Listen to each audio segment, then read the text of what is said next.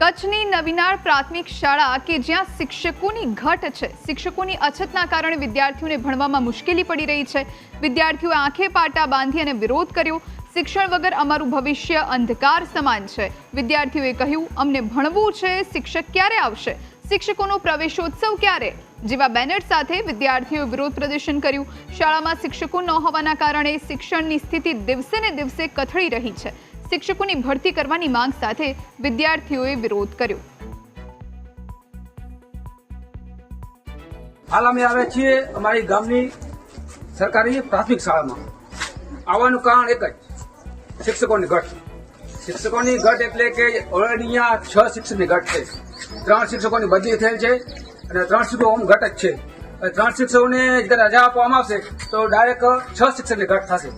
એટલે અમે રજૂઆત જ કરવા છીએ કે શિક્ષકો પૂરો કરવામાં આવે। સરકારશ્રીને અમે એ જ વિનંતી